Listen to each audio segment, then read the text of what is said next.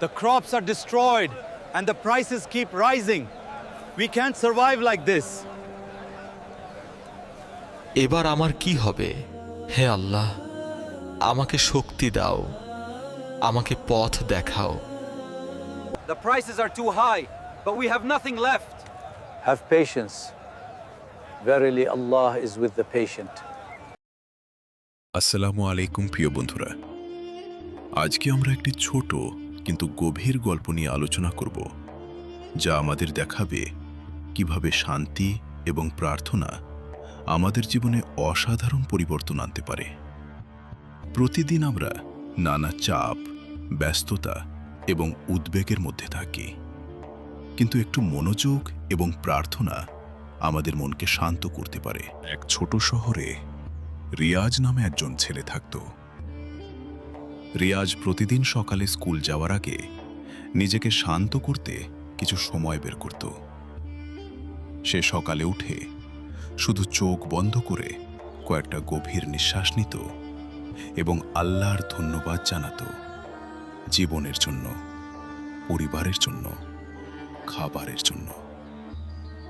শুরুতে রিয়াজের মনে হতো এটি সময় নষ্ট, কিন্তু কিছুদিন পরে সে দেখল মন খোলা, শান্ত এবং দিনটা সুন্দরভাবে কাটছে।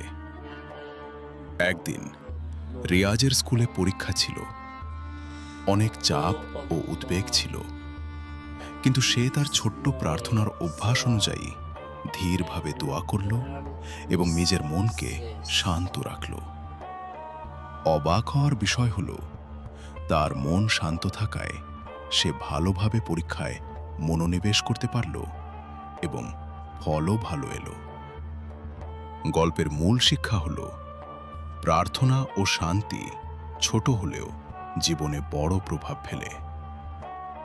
আমরা যখন নিয়মিত কিছু মুহূর্ত নিজের জন্য আল্লাহর কাছে ধন্যবাদ এবং প্রার্থনা করি, তখন আমাদের মন ও জীবন উভয়ই শান্তি পায়। প্রতিদিন সকালে বা রাতে 5 মিনিট আল্লাহর কাছে ধন্যবাদ জানান।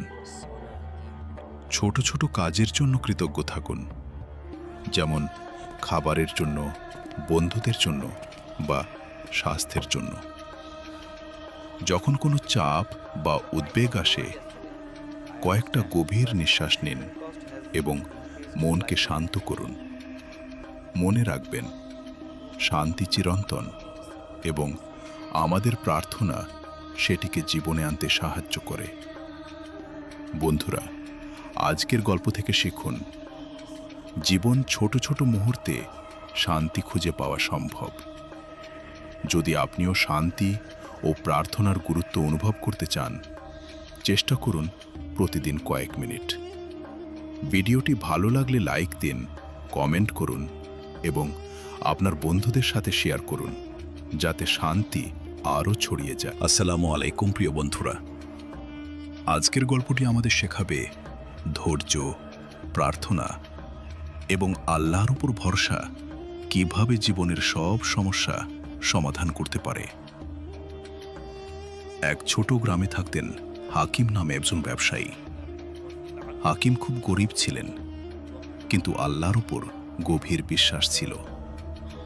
তিনি সবসময় বলতেন, যদি আল্লাহ আমাদের সাহায্য করে, তবে আমাদের কোনো অভাব থাকবে না। হাকিমের ব্যবসা খুব ছোট ছিল, কিন্তু তিনি সব সময় সৎভাবে কাজ করতেন, কখনো ধনলিপ্সু বা প্রতারণা করতেন না। তার দিনে কয়েকবার আল্লাহর কাছে প্রার্থনা করা হতো, ধৈর্য এবং নিরাপত্তার জন্য। একদিন গ্রামে বড় খরা শুরু হলো, ফসল নষ্ট হলো, বাজারে পণ্যের দাম বেড়ে গেল। অন্য ব্যবসায়ীরা দুশ্চিন্তায় পড়ে গেল, কিন্তু হাকিম প্রতিদিন প্রার্থনা করতে থাকলেন এবং ধৈর্য ধরলেন। খরার কারণে হাকিমের দোকানেও ক্রেতা কমে গেল। তিনি ভেবেছিলেন, এবার আমার কি হবে?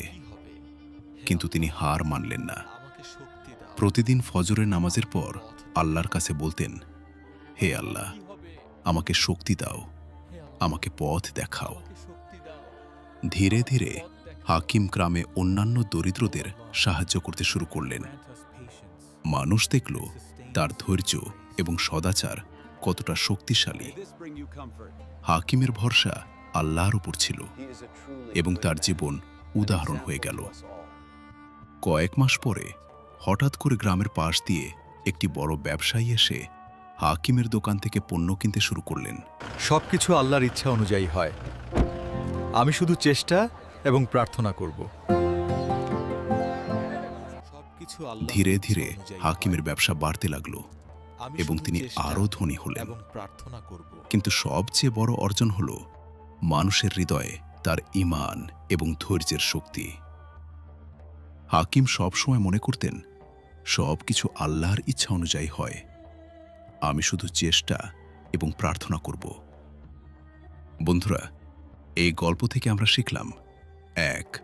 ধৈর্য এবং ঈমান জীবনকে সুন্দর করে। ২. প্রার্থনা শুধু সাহায্য চাইবার জন্য নয়, মন শান্ত রাখার জন্য। ৩. সৎ পথ, সদাচার এবং আল্লাহর উপর বিশ্বাস কখনো বৃথা যায় না। ৪. অল্পের মধ্যে আনন্দ খুঁজে নেওয়া এবং ধৈর্য রাখা জীবনে বড় পরিবর্তন আনে। মনে রাখুন, কখনো হতাশ হবেন না। আল্লাহর সাহায্য সব সময় আপনার সঙ্গে আছে। বন্ধুরা, আজ আমরা শিখলাম যে ঈমান, ধৈর্য এবং প্রার্থনা জীবনে চিরন্তন শান্তি আনে।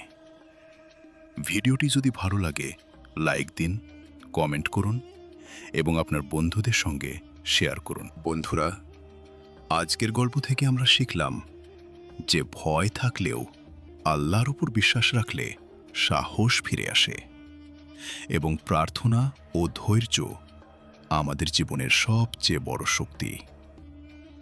যদি আপনিও এই গল্প থেকে অনুপ্রেরণা পেয়েছেন, তবে ঈমান টকস বাংলা অফিসিয়াল চ্যানেলকে সাবস্ক্রাইব করুন, লাইক দিন এবং শেয়ার করুন, যাতে আরও অনেকেই ইসলামিক গল্পের মাধ্যমে শিক্ষা ও শান্তি পেতে পারে। মনে রাখবেন, ভয় থাকলে প্রার্থনা করুন, ধৈর্য ধরুন আর আল্লাহর উপর বিশ্বাস রাখুন। আল্লাহ সব সময় আমাদের সঙ্গে আছেন। ধন্যবাদ বন্ধুরা, দেখা হবে পরবর্তী গল্পে। আল্লাহ হাফেজ।